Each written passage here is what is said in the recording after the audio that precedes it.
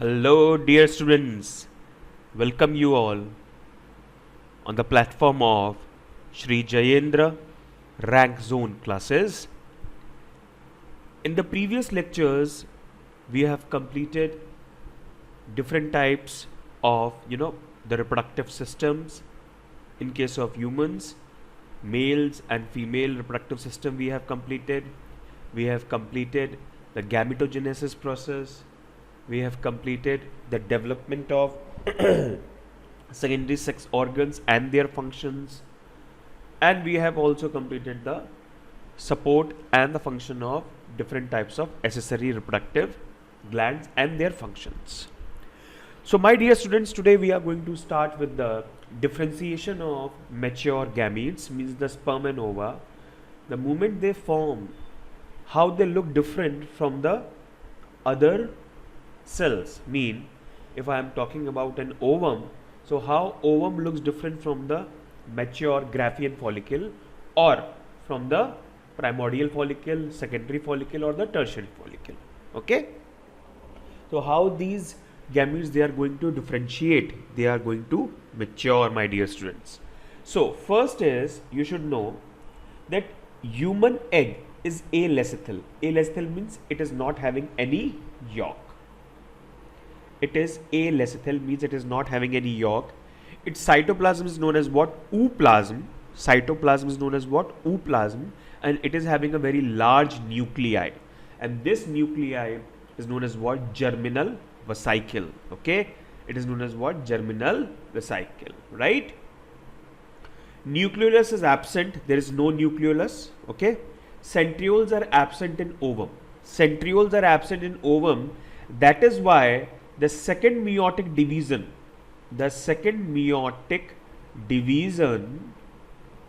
it actually waits for its partner to arrive. Means second meiotic division is basically awaited for the sperm to come, because sperm comes with the proximal centriole, and this proximal centriole actually helps in the second meiotic division. Means it completes the maturational division in case of ovum. Okay, so before ovum it was the secondary oocyte. The moment secondary oocyte receives sperm and undergoes second meiotic division, now it is known as what? Ovum. Understood? So nucleolus is absent. Now very small vesicles, as nucleolus are absent, when there is no active synthesis of ribosomal RNAs, means rRNA. Okay, very small vesicles known as cortical granules. These cortical granules, they actually help as a messenger. They actually help as a checkpoint to receive the sperm. So all these membranes, or we can say all these structures, they help in the depolarization of the membrane of oocyte. Okay, the cortical granules are present just below the plasma membrane. Okay, I'll show you. This is the ovum. This is the secondary oocyte. This secondary oocyte is lined by small granules. You can see these small granules. They are cortical granules. Mean the cortical cells, follicular cells, cortical follicular cells, they actually get disintegrated, segregated to form these cortical granules, right?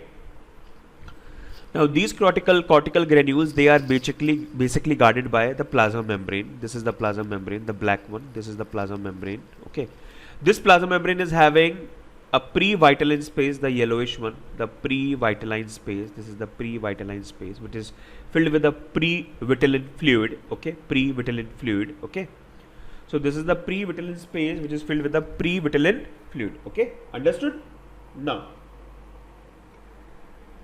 Now after that we are having zona pellucida.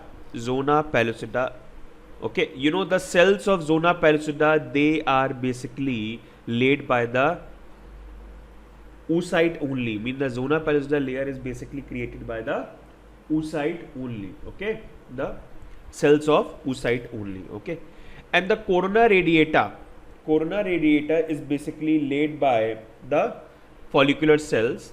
It is also laid by the follicular cells, means the radially elongated follicular cells. Okay, outer the zona pellucida we are having corona radiata, which is basically formed or synthesized by the radially elongated follicular cells. Thus you can see the cells of corona radiata, they are somewhat elongated. Okay, and these corona radiata cells, they actually are attached to zona pellucida with the help of an substance known as what? Hyaluronic acid.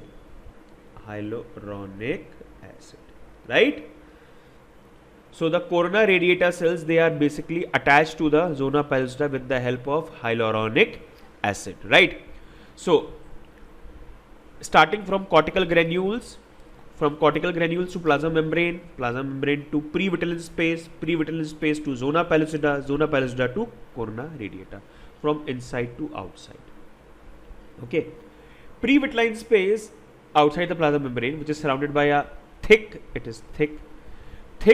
acellular zona pellucida or follicular cells. Okay, so previtelline space, basically it is surrounded by thick acellular zona pellucida, that is the follicular cells. So zona pellucida is basically secreted by the follicular cells of the oocyte only, right? Now, so is this understood? Corona radiata, zona pellucida, how the layers are arranged. The side of the ovum which extrudes polar bodies, the moment second meiotic division will be completed, and after the second meiotic division, the ovum will extrude, it will eliminate, okay, it will send outside the second polar body. So the point of the extrusion of the second polar body is known as what? Animal pole. The point from which the polar body will be released, is known as what? Animal pole. It is known as what? Animal pole. Okay, understood? So the point on the side of the ovum which extrudes polar bodies is termed as animal pole, the animal pole. Opposite to animal pole, suppose this is the animal pole, opposite to animal pole we are having a vegetal pole. So this is known as what? Vegetal pole. Okay, this is vegetal pole, right?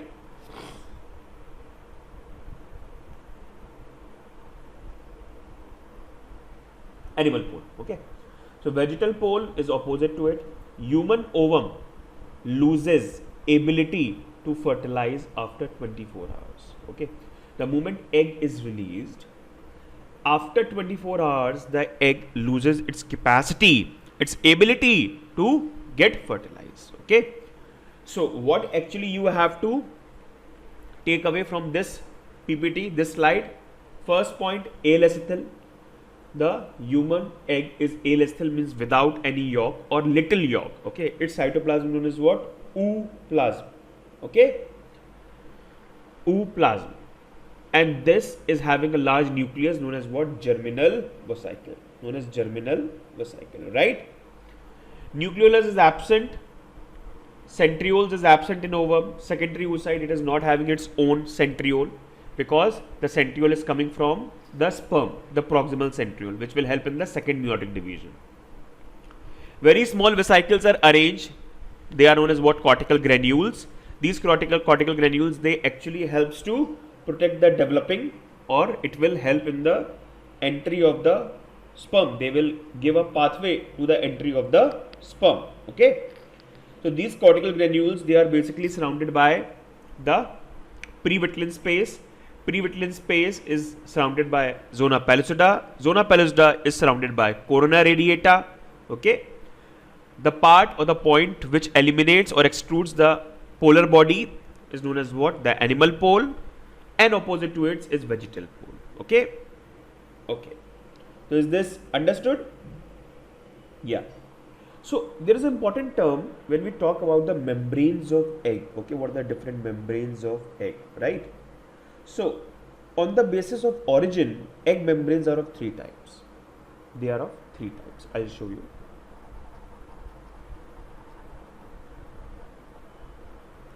One is the primary egg membrane.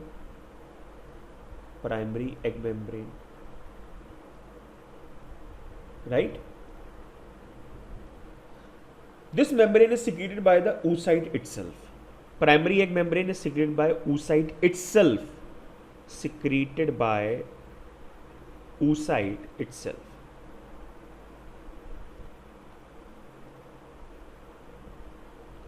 Okay. For example, when we talk about what are the examples? Zona pellucida, right away I told you. Zona pellucida. And zona pellucida is a layer which is basically found in mammals. Zona pellucida. Okay. Then other example is vitelline membrane. Although vitelline membrane we are not having. Vitelline membrane we are not having. We are having pre-vitelline space. Okay. A prototype of it. Pre-vitelline space, it is a prototype of similar to vitelline. Then secondary egg membranes. Then we have the secondary egg membranes. Secondary egg membranes.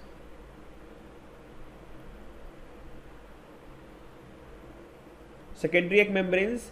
This is found outside the primary egg membrane. They are just, outside the primary egg membrane, and is secreted by ovary. Secreted by ovary means during the developmental process of the secondary oocyte, the ovary give rise to the formation of different follicles, especially the mature follicle. Okay, so actually the secondary egg membranes, they are laid at that time by ovary. For example, corona radiata. Corona radiata. Okay, they are laid by ovary. Okay, they are laid primary egg membrane, they are laid by oocyte itself. Secondary egg membrane, they are laid by ovary. Okay, corona radiata. Chorion also comes under this category. Chorion. Okay, understood? Then we have tertiary egg membrane. Okay, tertiary egg membrane. I'll rub this part so that I can write. Primary egg membrane is completed. It is done by the oocyte itself. Secondary egg membrane by the ovary. Now the tertiary egg membrane, they are basically outside the primary egg membrane, and it is either secreted by uterus or by oviduct. So tertiary egg membrane, they are either secreted by oviduct, means the fallopian tube, or the uterus. Okay, and the example of this is shell. Means you can see the calcareous shell present outside the egg. Okay, shell or shell membrane. Okay, so these are different types of egg membranes. You see, the egg membranes, they have a major function for protection, to check polyspermy. Polyspermy means they have a check. They have to put a check. Okay, multiple sperms should not enter inside the ovum at a time. Okay, then means the secondary oocyte at a time. Then they also provide buoyancy to the amphibian eggs. In case of amphibian eggs, means they have to basically create a mechanism through which they can easily float on the water. Okay, they should not sink down. Okay, so that provide buoyancy to the amphibian eggs, and it also helps to prevent the egg from desiccation, means excessive dryness. So different functions of egg membranes. First is protection. It is protection. Second, it helps to check polyspermy. It helps to check the entry of multiple eggs. Then third, to prevent excessive drying of egg, to prevent desiccation. It keeps the egg moist. And the fourth one is to provide buoyancy. In case of amphibians, to provide buoyancy. Buoyancy to amphibians. Okay? Understood? Okay, so these are the different points you have to remember. So sorry. Yeah. So this slide is done. Okay, ovum is done. Okay, how the female gamete ovum look likes. Okay, after getting the second it will receive the second meiotic division.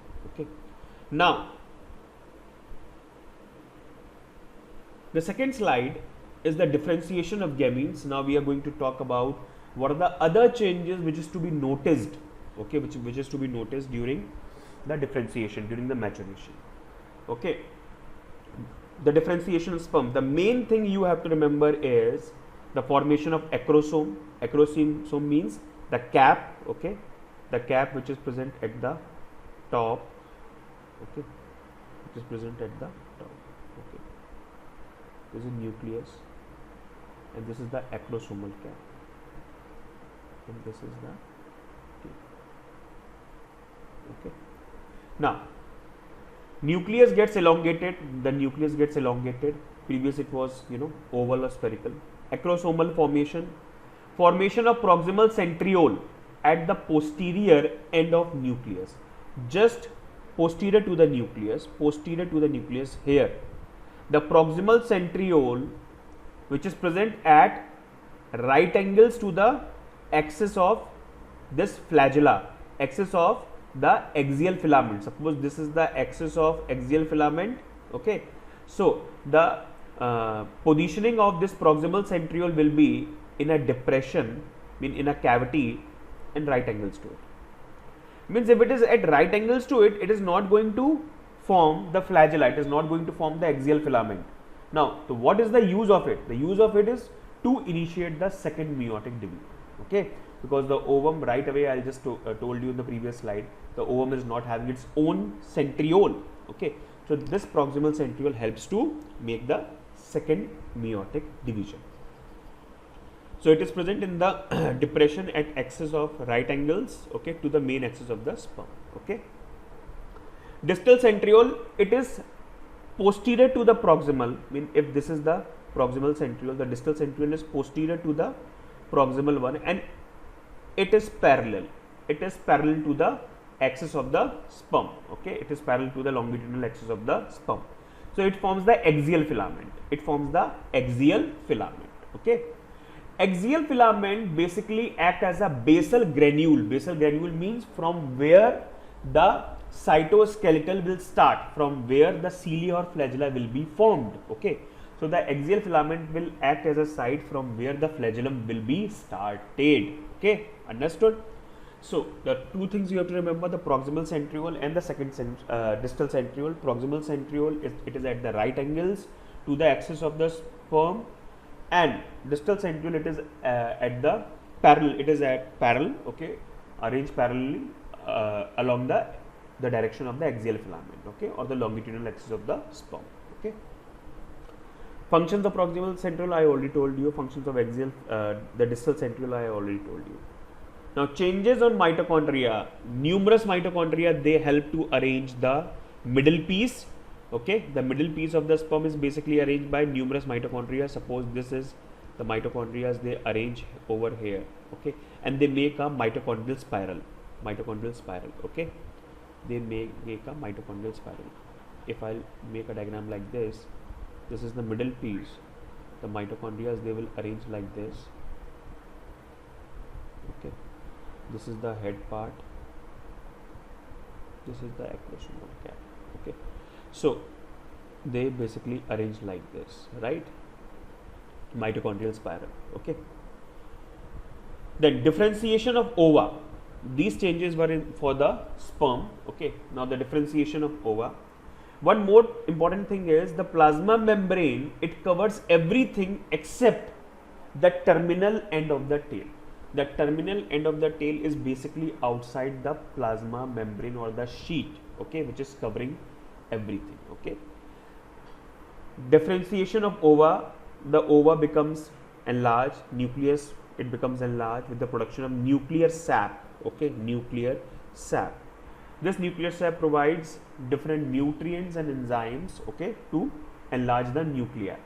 In oocytes of some mammals like amphibians, Lamb-Brush chromosome is found. This Lamb-Brush chromosome will be covered when I'll make you study the molecular basis of inheritance, okay, about chromosomes, okay. The Lamb-Brush chromosome, it is a unique feature which is present inside the amphibian's egg, okay. The nucleolus also become enlarged. the nucleolus also become enlarged. Increase in number of mitochondria, disappearance of Golgi body, absence of ribosomes on RER. Now, mitochondria will increase, Golgi body they get disappear, ribosomes are absent on RER. Okay, instead of it, it is having pores. The membrane is having pores in it. Okay, these pores. Okay, RER membrane. Cortical granules contain mucopolysaccharides. I right away told you in the previous slide that cortical granules, they basically help as a checkpoint to basically receive the information that okay, secondary oocyte is going to fertilize with the sperm is going to come. So cortical granules, they basically contain mucopolysaccharides. Mucopolysaccharide means proteins plus some, we can say, monosaccharides. So monosaccharides plus amino acids, they give rise to the mucopolysaccharides, right? Now, vitellogenesis is synthesis of yolk in primary oocyte. Okay, in case of fishes, amphibians, vitellogenesis occurs in modified mitochondria. Okay, vitellogenesis is the production of the yolk in primary oocyte, but in case of fish, amphibians, vitellogenesis occurs in modified mitochondria. It is not in the oocyte, right? You have to remember, in case of amphibians and fishes, vitellogenesis, it happens inside mitochondria, and in case of primary oocyte, vitellogenesis happens inside primary oocyte. Okay. Then yolk platelets. What are yolk platelets or yolk granules? When yolk is produced by liver of female mother, okay, and is transported in a soluble form via blood into follicle cells of oocyte. See, there are many organisms in which yolk is not produced. Like we humans, the egg of the humans is also alecithal, or we can say the microlecithal egg, means, or oligolecithal egg, which is basically having very little amount of egg, right? So the yolk platelets or yolk granules, they are basically formed because liver, it forms yolk, and this yolk is basically transferred from mother in a soluble form to the follicular cells of oocyte. So that yolk, which is basically soluble and which is transferred from mother to the follicular cells of oocyte, so that is known as what? Yolk platelets or yolk granules. Okay.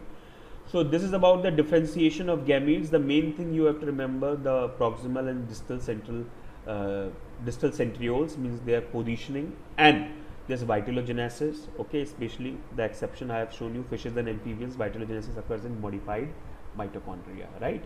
Then yolk platelets or yolk granules, okay, means the transformation of yolk from mother to the primary oocyte. Okay. Now moving to the next slide. These are the questions. We will be coming to these questions for practice. Okay, the very first question is, all these are the previous year questions. Egg is liberated from ovary. Right away I told you, during the ovulation, at the 14th day of the menstrual cycle, ovulation happens, mean the release of egg, the shedding of egg. It basically happens at which stage? Secondary oocyte stage. Okay, awaited with the division, second meiotic division. Okay, means the division arrests in the metaphase stage. Sperm and egg nuclei, both sperm nuclei and egg nuclei, they fuses due to base pairing of their DNA and RNA. Formation of hydrogen bonds, no. Mutual attraction may be a reason. Attraction of their protoplast, yeah, that makes a sense, because during fertilization there is a step in which I'll told you about the plasmogamy, means the fusion of plasma membranes and the fusion of their protoplasm. Okay, so attraction of their protoplasm means both sperm and egg, they release some or certain kind of substances which actually help to attract them, which actually help to attract them, and this attraction is because of the attraction of protoplasm of both the gametes. Okay, understood? Now, how many sperms are formed from a secondary oocyte? Secondary spermatocyte is going to form how many sperms? 4.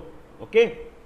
secondary spermatocyte is going to form how many sperms? Means the spermatid, and those spermatids are going to form how many sperms?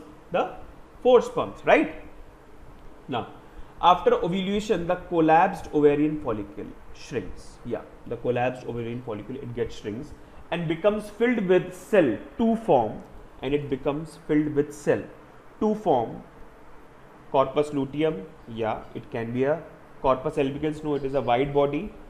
Then corpus atracea, no, and then corpus adiposum. Yeah, so the most favorable answer is corpus luteum, which is formed just after the release of egg from the ovary. Okay, so the ovary releases egg in the form of secondary oocyte stage. Okay, and that is the leftover part is known as what? Corpus luteum. So is that understood? Now, seminal plasma in humans, it is rich in seminal plasma in humans, it is rich in fructose. It is having fructose. It is having certain enzymes. Okay, enzymes like acid phosphatase, especially the prostate gland.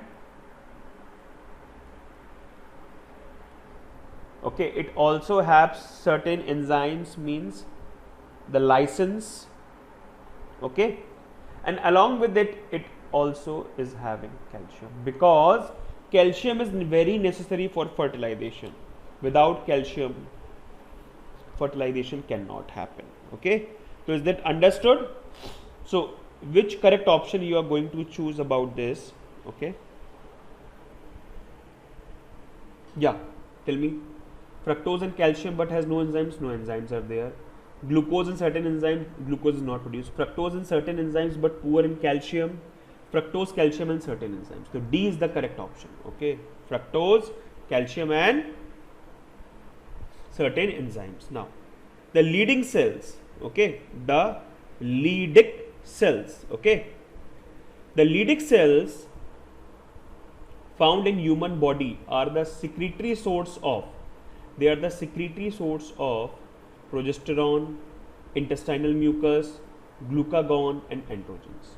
So Leydig cells, they basically help to produce the androgens and the androgen binding proteins. So the basic androgen they produce is testosterone. Okay, so the Leydig cells, they help to produce androgens, right? They help to produce androgens. Okay, then vasa efferentia are the ductules leading from vasa efferentia. They are the ductules leading from a testicular lobules to retetestis, retetestis to vasa differentia, vasa differentia to epididymis, or epididymis to urethra. Means they are basically asking that vasa efferentia, these are the ducts leading from, they are starting from. So they basically start from retetestis. Okay, they basically started from retetestis, right? And they continue to see the very first option, the testicular lobules to retetestis. It cannot be there, because testicular lobules to retetestis, basically they are having the seminiferous tubules, right? So it cannot be vasa efferentia. It cannot be vasa efferentia. Okay, is it understood? So what will be the correct answer? The second, retetestis to vasa differentia. Retetestis to vasa differentia. Yeah, it can be, means, but before the epididymis comes. So basically the answer is that vasa efferentia, it basically helps to connect. Okay, it helps to connect.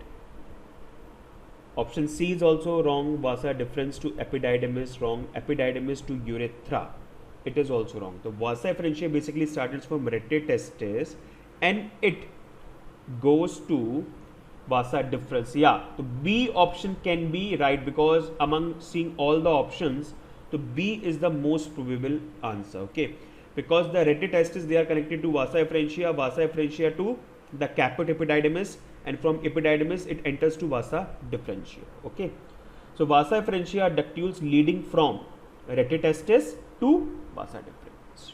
Okay, is that understood? All the questions are from the previous once. Okay. Now coming to the next, I will be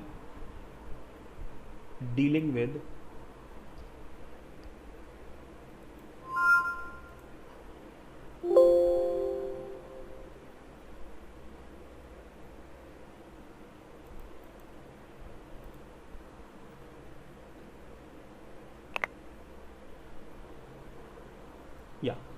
so we are going to start with the process of fertilization now.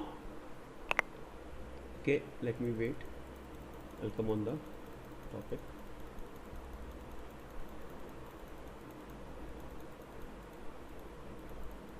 Fertilization. Okay.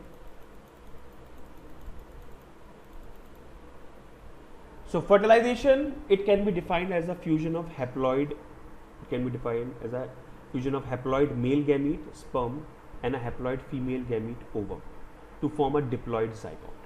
So fertilization, it is a fusion of haploid male gamete sperm and a haploid female gamete ovum to form a diploid zygote. Okay. Fertilization was, for the very first time, it was actually diagnosed by Leeuwenhoek in 1683. It was diagnosed by Leeuwenhoek in 1683. The site of fertilization is the ampullary isthmic junction. The site of fertilization is the ampullary isthmic junction of oviduct, means fallopian tube. Okay, the fallopian tube, and especially which part? The ampulla, the dome-shaped swollen part, and the isthmus. So junction between ampulla and isthmus, it is the part where the fertilization takes place. Okay, is that understood? Now, fertilization is followed by following processes. Fertilization is followed by following processes. Union of male and female gamete. Yeah. The union of male and female gamete is basically known as what? Syngamy. Syngamy. The union of male and female gamete is known as what? Syngamy. Okay. Which is followed by the intermixing of protoplasm. Followed by intermixing of protoplasm. Intermixing of protoplasm is known as what? Plasmogamy. Plasmogamy. Okay. Intermixing of protoplasm. Okay. Understood? Now, the fusion of pronuclei of sperm and ovum is called. Now, what is pronuclei? The moment sperm shed its tail and the middle piece, and only the head releases its content inside the layers of ovum. Okay, so that sperm which is left over with the head part is known as what? Pronuclei. So this pronuclei of sperm and ovum, they are fused, and this fusion is known as what? Karyogamy. Right? Understood? And intermingling of their chromosomes, is called what? Amphimixis. Okay, so I hope this way is going to turn good, because you are letting know, you are basically getting the information that this question was a part of previous year questions. Okay, so see, many questions, they are repeated every time, and that's why it's good to go through all the previous year questions, right? Now, insemination. What is insemination? Insemination is the discharge of semen into the female vagina. The discharge of semen is known into female vagina is known as what? Insemination, right? Insemination. A single ejaculation includes 300 million sperms. Around a single ejaculation, it includes 300 million sperms, right? They form 300 million sperms. Primary contractions of this mean the primary contractions of the uterus. It helps to uterus and fallopian tubes. The primary contractions of uterus and fallopian tubes, they actually helps in the movement of sperm. Okay, so initially the sperm, then when it enters the uterine cavity, when it enters the germinal cavity, okay, so that uterine cavity helps to make a movement in the sperm. This movement is the facilitated movement. Okay, this facilitated movement is basically brought by the contraction of fallopian tube and uterus, Later on, the sperm moves by itself. Okay. Rate of sperm motility is around 1.5 to 3 millimeters per minute. Okay. Then, leukocytes of vaginal epithelium engulf millions of sperm. 300 million sperms are ejaculated in a single ejaculation, but even only few sperms they reaches to the exact site, the ampullary isthmic junction. Okay, because many of the sperms they are basically engulfed by the leukocytes present in the vaginal epithelium. Okay, so everyone, is it understood? Yeah. Okay, so we are moving to the next slide. Capiciation. Capiciation is basically a process, okay, of sperm activation. The process of sperm activation. Sperm activation. It is known as what? Capiciation. Understood? First is the arrival of secondary oocyte. The moment secondary oocyte arrives. So in human beings, the secondary oocyte is released from the mature Graafian follicle, means the ovulation. Okay, at the stage of secondary oocyte stage, it is released from the mature Graafian follicle or the ovary.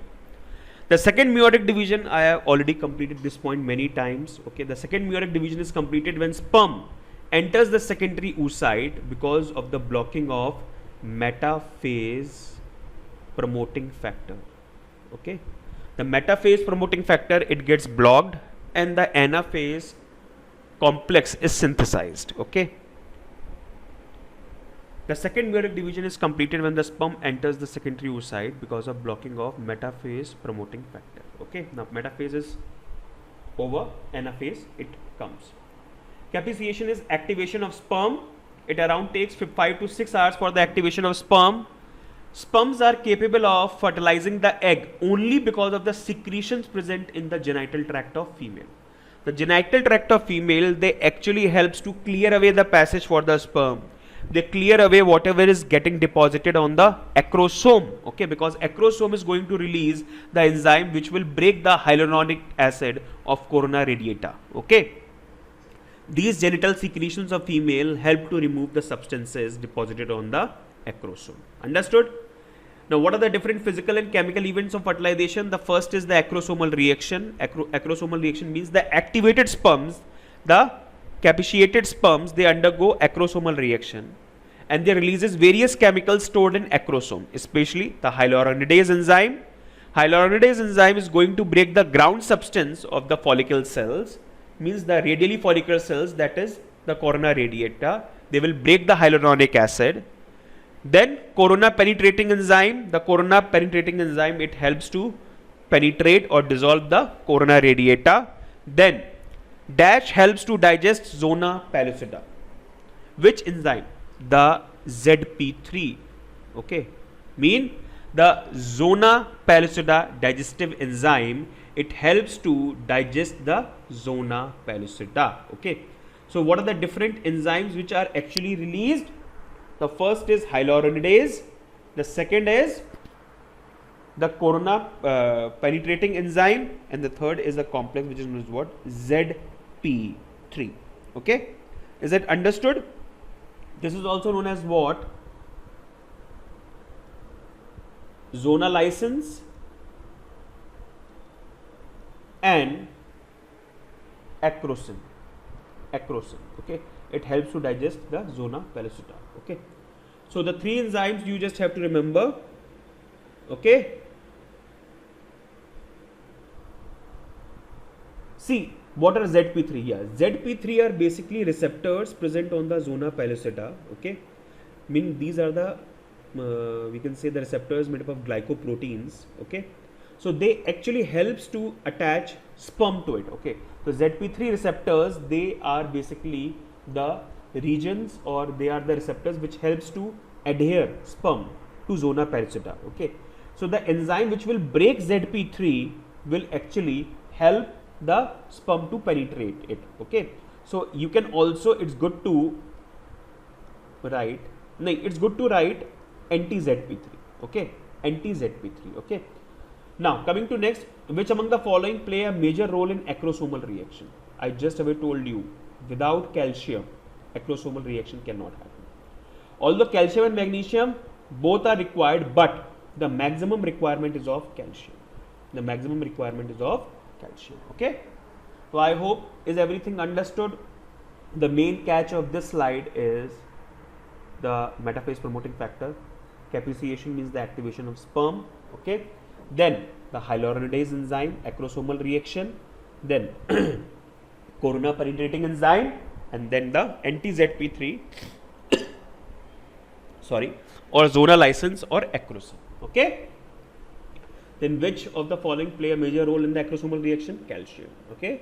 So my dear students, we are going to move on the next slide. What are the different events of fertilization?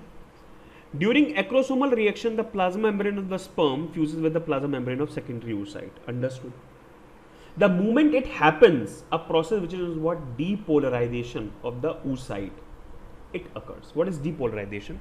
The moment a single sperm enters and its plasma membrane fortunately fuses with the plasma membrane of secondary oocyte. Okay. Now the reception cone is formed, mean the reception of the sperm is done. Now the oocyte undergoes many drastic changes in its membrane, and all the essential or all the makeovers of the ovum wall, it gets altered, changes, and that is why no other sperm is allowed to enter it. Okay. So depolarization is blocking the entry of the other sperms, mean it is basically helpful to avoid polyspermy. Depolarization provides polyspermy. Polyspermy means entry of multiple sperms. Polyspermy. Monospermy is entry of one sperm and promote monospermy. Okay. So the moment the plasma membrane of sperm fuses with the plasma membrane of oocyte, what will happen? Depolarization will be there, and depolarization will prevent polyspermy. Cortical reactions. What are cortical reactions? Fusion of sperm and plasma membrane of oocyte. Secondary oocyte undergoes some cortical reactions, means the cortical granules present beneath the plasma membrane of the secondary oocyte fuses with the plasma membrane of the oocyte. They get fuses with the plasma membrane of the oocyte and releases cortical enzymes between plasma membrane and zona pellucida. So that time I also told you the cortical granules, they basically help as a checkpoint to give a message. Okay, now sperm is coming. So cortical reaction is what? The moment the sperm and the plasma membrane of oocyte, it gets fused. The secondary oocyte, it shows some cortical reactions. The cortical reaction includes what? The cortical granules fuses with the plasma membrane of secondary oocyte, and they are going to now release certain cortical enzymes between the plasma membrane and zona pellucida. Okay. So it is a bidirectional work which is happening. From outside, sperm is releasing the enzymes, okay, to penetrate it. From inside, the secondary oocyte is going to make a receptive cone, okay, to give sperm. Okay, now you are allowed to enter. Okay. The sperm entry at a point of contact of the sperm in secondary oocyte forms a projection known as cone of reception or the fertilization cone. It is known as what? The cone of reception or the fertilization cone. Proximal centriole, it induces the mitotic spindle formation of cell division. Okay.